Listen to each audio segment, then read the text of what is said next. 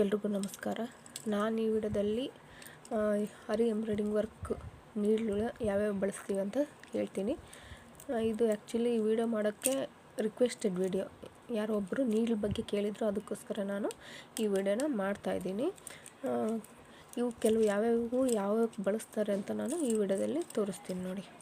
ಇದು actually beads ವರ್ಕ್ಗೆ ಬಳಸ್ಬೇಕಾದ್ರೆ comment ಮಾಡಿರೋದು ಅದು ಯಾವುದು ನೀಡ್ಲು ಅಂತ. ಇದು ಆ್ಯಕ್ಚುಲಿ ಇದೇ ನೀಡ್ಲು ನೋಡಿರಿ ನಾನು ಬಳಸಿರೋದು.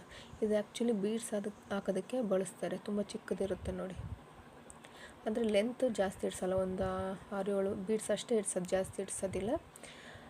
ತುಂಬ ಚೆನ್ನಾಗಿ ಬಳಸ್ತೀವಿ. ಸ್ಟಾರ್ಟಿಂಗು ಯಾರು ಹರಿ ಎಂಬ್ರಾಯ್ಡಿಂಗ್ ವರ್ಕ್ ಕಲಿತಾರೋ ಅವರಿಗೆ ಇದು ತುಂಬ ಯೂಸ್ಫುಲ್ ಆಗುತ್ತೆ ನೋಡಿ. ಆ್ಯಕ್ಚುಲಿ ನಾನು ಕಲಿಬೇಕಾದ್ರೆ ಇದನ್ನೇ ಫಸ್ಟ್ ತೊಗೊಂಡಿದ್ದು ನಾನು, ಬೀಡ್ಸ್ ಹಾಕೋದಕ್ಕೆ. ಮತ್ತು ನಮಗೆ ಗ್ರಿಪ್ಪು ಸಿಗುತ್ತೆ. ಇದು ಫುಲ್ ಗಟ್ಟಿ ಇರುತ್ತಲ್ವ, ತೆಳು ಇರೋದಿಲ್ಲ. ಇದು ಎಕ್ಸ್ಪರ್ಟ್ ವರ್ಕ್ ಮಾಡೋರು ಈ ಥರದ್ದು ಹಾಕ್ತಾರೆ ಬೀಡ್ಸ್ ಹಾಕೋದಕ್ಕೆ. ಬಟ್ ಇದು ಸ್ವಲ್ಪ ನೋಡಿ ಬೆಂಡ್ ಆಗ್ತಿರುತ್ತೆ. ನಮಗಿದು ಗ್ರಿಪ್ಪು ಸಿಗೋದಿಲ್ಲ ಇಟ್ಕೊಂಡು ಹಾಕೋದಕ್ಕೆ. ಅದಕ್ಕೋಸ್ಕರ ನಾವೇನು ಮಾಡ್ತೀವಿ, ಸ್ಟಾರ್ಟಿಂಗು ಇದನ್ನ ಈ ವರ್ಕ್ ಹೇಳ್ಕೊಡ್ತಾರಲ್ವ ಅವರು ಇದನ್ನೇ ಹೇಳ್ತಾರೆ, ಸಜೆಸ್ಟ್ ಮಾಡ್ತಾರೆ ಇದನ್ನೇ ತೊಗೊಂಡು ಹಾಕಿ ಅಂತ. ಅದಕ್ಕೋಸ್ಕರ ನಾನು ಸ್ಟಾರ್ಟಿಂಗ್ ಇದನ್ನೇ ಬಳಸಿದ್ದು, ಆಮೇಲೆ ಈ ಥರದ್ದು ತೊಗೊಂಡಿದ್ದು. ಇದು ತುಂಬ ಯೂಸ್ಫುಲ್ ಆಗುತ್ತೆ ನೋಡಿ ಸ್ಟಾರ್ಟಿಂಗ್ ಕಲಿಯೋದಕ್ಕೆ. ಇದು ನಂಬರ್ ತೋರಿಸ್ತೀನಿ ನೋಡಿ. ಆ್ಯಕ್ಚುಲಿ ಇದು ಕ್ರೋಶ ಕಡ್ಡಿನ ಈ ಥರ ಪೆನ್ನಲ್ಲಿ ಹಾಕೊಂಡ್ರೆ ತುಂಬ ಈಸಿಯಾಗಿ ಹಾಕ್ಬೋದು ನೋಡಿ. ಇದ್ರ ಪಾಯಿಂಟ್ ನೋಡಿರಿ, 23.0.45 mm ಇದೆ ನೋಡಿ. ಇದು ಆ್ಯಕ್ಚುಲಿ ಬೀಡ್ಸ್ ಹಾಕೋದಕ್ಕೆ ಬಳಸ್ತಾರೆ. ತುಂಬ ಯೂಸ್ಫುಲ್ ಆಗುತ್ತೆ ನೋಡಿ. ಈ ಥರ ಪೇಪರ್ನ ರೋಲ್ ಮಾಡಿ ಎಷ್ಟಾಗುತ್ತೋ ಅಷ್ಟಕ್ಕೆ ನಾವು ಈ ಥರ ಫಿಕ್ಸ್ ಮಾಡಿ ಈ ಥರ ಲಾಕ್ ಮಾಡಿದರೆ ಸ್ಟಿಫಾಗಿ ಕೂರುತ್ತೆ ನೋಡಿ. ಇದು ಮೂವ್ ಆಗೋದಿಲ್ಲ ನೋಡಿ, ಮೂವ್ ಆಗೋದಿಲ್ಲ. ಇದು ಸ್ಟಿಫಾಗಿ ಕೂರಿದ್ರೆ ನಾವು ಹಾಕೋದಕ್ಕೆ ಈಸಿ ಆಗುತ್ತೆ ನೋಡಿ. ಇದು ಆ್ಯಕ್ಚುಲಿ ಬೀಡ್ಸ್ ಹಾಕೋದ್ರಲ್ಲಿ ಕೆಲವು ಕ್ರೋಶ ಕಡ್ಡಿಗಳಿದ್ದಾವೆ, ಅವು ಯಾವ್ಯಾವ ಅಂತ ತೋರಿಸ್ತೀನಿ ನೋಡಿ. ಇದು ಆ್ಯಕ್ಚುಲಿ ಸ್ಟಾರ್ಟಿಂಗ್ ಕಲಿಬೇಕಾದ್ರೆ ಇದನ್ನ ಯೂಸ್ ಮಾಡಿದ್ದು, ಆಮೇಲೆ ಇವನ್ನ ಯೂಸ್ ಮಾಡಿದ್ದೀನಿ ನೋಡಿ. ಇದು ಆಲ್ಸೋ ಇವು 3 ಒಂದೇ ನೋಡಿ, ಇವು 3 ಸೇಮ್. ಇದು ಸ್ಟೀಲ್ ಬರುತ್ತೆ, ಇವೆಲ್ಲ ಕಟ್ಟಿಗೆದು ನೋಡಿ. ಇದು ಏನು ಪ್ರಾಬ್ಲಮ್ಮಪ್ಪ ಅಂದರೆ, ಇದು ನಾವು ಬಳಸ್ತಾ ಇದು ಲೂಸಾಗಿ ಕಡಿಗೆ ಬರುತ್ತೆ ಈ ಸೂಜಿ. ಇದು ಕಡಿಗೆ ಬಂದಾಗ ಮತ್ತೆ ನಾವೇನು ಮಾಡಬೇಕು, ಗಮ್ ಹಾಕಿ ಮತ್ತೆ ಅಟ್ಯಾಚ್ ಮಾಡಿ ಯೂಸ್ ಮಾಡ್ಬೇಕು ನೋಡಿರಿ. ನನಗಂತೂ ತುಂಬ ಯೂಸ್ ಆಯಿತು. ಸ್ಟಾರ್ಟಿಂಗ್ ನಾನು ಏನು ಮಾಡಿದೆ, ಇಲ್ಲಿಂದ ಇಲ್ಲಿವರೆಗೂ ನಾನು ಈ ದಾರ, ಕಾಟನ್ ದಾರ ಇರುತ್ತಲ್ಲ ಅದನ್ನ ಸುತ್ಕೊಂಡಿದ್ದೆ. ಆವಾಗ ಇಷ್ಟಕ್ಕೆ ಮಾತ್ರ ಬರೋದು ಬೀಡ್ಸು. ಇಷ್ಟಕ್ಕೆ ಬಂದಾಗ ಏನಾಗುತ್ತೆ, ವರ್ಕ್ ಮಾಡೋದಕ್ಕೆ ಅಂದರೆ ಬೀಡ್ಸು ಇಷ್ಟಕ್ಕೆ ಬಂದಾಗ ಏನಾಗುತ್ತೆ, ಇಷ್ಟು ಗ್ಯಾಪ್ ಆಯ್ತಲ್ವ, ಇಷ್ಟರಲ್ಲೇ ಹಾಕ್ತಾಯಿದ್ದೆ. ನನಗೆ ಯಾವಾಗ ಗ್ರಿಪ್ ಸಿಕ್ತು ಆವಾಗ ನಾನು ಇದನ್ನು ತೆಗೆದು ಇಲ್ಲಿಂದ ಇಲ್ಲಿವರೆಗೆ ಪೂರ್ತಿ ಹಾಕ್ಕೊಂಡು ವರ್ಕ್ ಮಾಡ್ತೀನಿ ನೋಡಿರಿ. ಆದರೆ ಕಲಿಬೇಕಾದ್ರೆ ಸ್ವಲ್ಪ ಥ್ರೆಡ್ ಹಾಕ್ಕೊಂಡ್ರಿ, ಯಾಕಂದರೆ ಇಷ್ಟು ಉದ್ದ ನಿಮ್ಗೆ ಗ್ರಿಪ್ ಸಿಗೋದಿಲ್ಲ. ಅದಕ್ಕೋಸ್ಕರ ಸ್ಟಾರ್ಟಿಂಗು ದಾರ ಸುತ್ಕೊಂಡು ಯೂಸ್ ಮಾಡಿ, ಆಮೇಲೆ ಬೇಕಾದ್ರೆ ಬಿಚ್ಚಿ ಹಾಕ್ತೀವಂದ್ರೆ ನಡೆಯುತ್ತೆ ನೋಡಿ.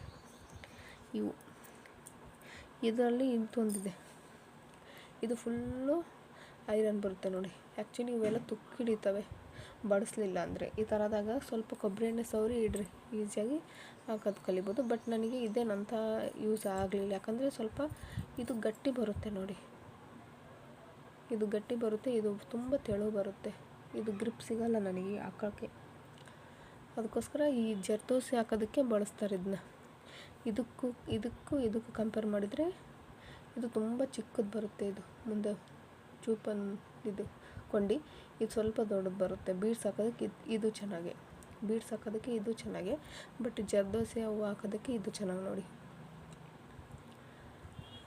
ಬಟ್ ಜರ್ದೋಸಿ ಹಾಕ್ಬೇಕಾದ್ರೆ ಇದನ್ನ ಬಳಸ್ತೀನಿ. ಇದು ಸಿಕ್ಕಾಕೊಳ್ಳುತ್ತೆ ಜರ್ದೋಸಿ, ಅದಕ್ಕೋಸ್ಕರ ಇದನ್ನ ಬಳಸಲ್ಲ. ನೀವು ನೋಡಿರಿ, ಬೀಡ್ಸ್ ಹಾಕೋದಕ್ಕೆ ನಾನು ಇಷ್ಟು ನಿಮಗೆ ತೋರಿಸಿದ್ದೀನಿ. ಸ್ಟಾರ್ಟಿಂಗ್ ಕಲಿಬೇಕಾದ್ರೆ ಇದನ್ನ ಬಳಸಿ ಕ್ರೋಶ ಕಡ್ಡಿನ. ಆಮೇಲೆ ಇವನ್ನ ನೀವು ಎಕ್ಸ್ಪರ್ಟ್, ನಾವು ಇದರಲ್ಲಿ ಬರುತ್ತೆ ಅನ್ನೋರು ಈ ವರ್ಕ್ ಪ್ಲಸ್ ಹಾಕ್ಬೇಕಾದ್ರೆ ಇವನ್ನ ಬಳಸಿ, ತುಂಬ ಈಸಿಯಾಗಿ ಹಾಕ್ಬೋದು ನೋಡಿ. ನೆಕ್ಸ್ಟ್ ಇವು ಬೀಡ್ಸ್ ಹಾಕೋದ್ವಲ್ಲ, ಈಗ ಥ್ರೆಡ್ ಹಾಕೋ ನೋಡಿ. ಆ್ಯಕ್ಚುಲಿ ಸಿಲ್ಕ್ ಥ್ರೆಡ್ ಹಾಕೋದಕ್ಕೆ ಈ ಥರ ನೀಡ್ಲ್ ಬಳಸ್ತಾರೆ. ಇದು ಕೂಡ ಕ್ರೋಶ ಕಡ್ಡಿನೇ ನೋಡಿ.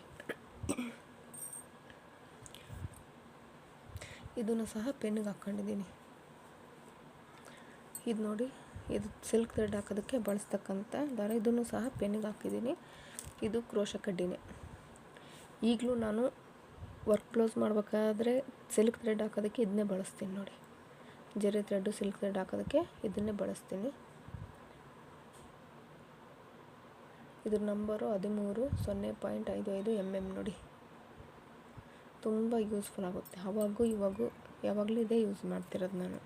ಇದನ್ನು ಆ್ಯಕ್ಚುಲಿ ಪೆನ್ನಿಗೆ ಹಾಕೋದಕ್ಕೆ ಈ ಥರ ಒಂದು ಪೆನ್ ತಗೊಂಡು ಇದ್ರೊಳಗಡೆ ಹಾಕಿ ಈ ಥರ ಪೇಪರ್ನ ರೋಲ್ ಮಾಡಿ ಇದಕ್ಕೆ ತೋರಿಸ್ಬೇಕು.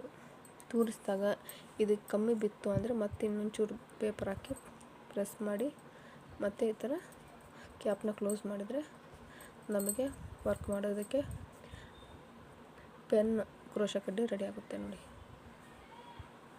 ತುಂಬ ಅಂದರೆ ತುಂಬ ಚೆನ್ನಾಗಾಗುತ್ತೆ ಕ್ರೋಶ ಕಡ್ಡಿ. ಇದಕ್ಕಿಂತ ಇದೇ ಬೆಟ್ರ್ ಅನಿಸ್ಬಿಡುತ್ತೆ ನನಗೆ. ಇದರಲ್ಲಿ ಎಕ್ಸ್ಪರ್ಟ್ ಬಳಸ್ತಕ್ಕಂಥದ್ದು ಇದೊಂದು ನೀಡಿದೆ ನೋಡಿ. ಆ್ಯಕ್ಚುಲಿ ಇದನ್ನು ನಾನು ಬಳಸಲ್ಲ, ಇದನ್ನೇ ನಾನು ಬಳಸೋದು. ಇದು ಆ್ಯಕ್ಚುಲಿ ಬಳಸ್ಬೋದು, ಏನು ತೊಂದರೆ ಇಲ್ಲ. ಬಟ್ ಇದು ಚೂಪಿದೆ ತುದಿ. ನಾವು ಹಿಂಗೆ ಹಾಕ್ಬೇಕಾದ್ರೆ ಕೆಳಗಡೆ ಹಿಂಗೆ ತಗಲಿದ್ರೆ ಸಾಕು, ತುಂಬ ನೋವಾಗುತ್ತದೆ. ಇದು ನೋವಾಗಲ್ಲ, ಯಾಕಂದರೆ ಇದು ಬಾಲ್ ಪೆನ್ ಪಾಯಿಂಟ್ ಇರುತ್ತಲ್ಲ ಆ ಥರ ಬರುತ್ತಿದ್ದು. ಅಷ್ಟೊಂದು ಶಾರ್ಪ್ ಇಲ್ಲ. ಬಟ್ ಇದು ಸ್ವಲ್ಪ ತಗಲಿದ್ರೆ ಭಾರಿ ನೋವಾಗುತ್ತೆ. ಅದಕ್ಕೋಸ್ಕರ ನಾನು ಇದನ್ನ ಬಳಸ್ತಿಲ್ಲ, ಇದನ್ನೇ ಬಳಸ್ತಿದ್ದೀನಿ.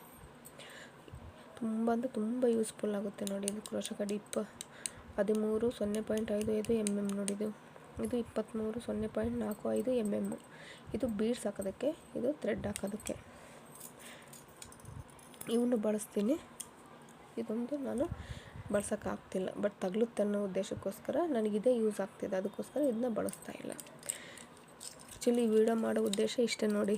ಯಾರೋ ರಿಕ್ವೆಸ್ಟ್ ಮಾಡ್ಕೊಂಡಿದ್ರು, ಯಾವ ಸೂಜಿ ಅಂತ ಕೇಳಿದ್ರಲ್ವ, ಅವ್ರಿಗೆ ತೋರ್ಸೋಕ್ಕೋಸ್ಕರ ನಾನು ಈ ವಿಡಿಯೋ ಮಾಡಿದ್ದು.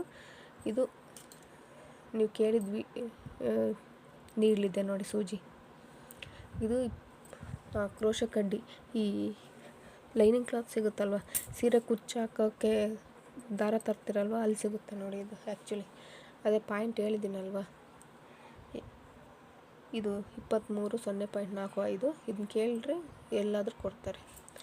ತುಂಬ ಯೂಸ್ ಆಗುತ್ತೆ, ಯಾರು ಬೇಕಾದರೂ ಹಾಕ್ಬೋದು ನೋಡಿ. ಫಸ್ಟ್ ಕಲಿಬೇಕಾದ್ರೆ ಇದನ್ನ ಕರೆಕ್ಟಾಗಿ ಯೂಸ್ ಮಾಡಿರಿ, ಇದೇ ಚೆನ್ನಾಗಿ ನಿಮಗೆ ಕಲಿಬೇಕಾದ್ರೆ. ಈ ವಿಡಿಯೋ ಏನಾದರೂ ನಿಮಗೆ ಇಷ್ಟ ಆದರೆ ವಿಡಿಯೋನ ಲೈಕ್ ಮಾಡಿ, ಶೇರ್ ಮಾಡಿ, ಸಬ್ಸ್ಕ್ರೈಬ್ ಮಾಡಿ.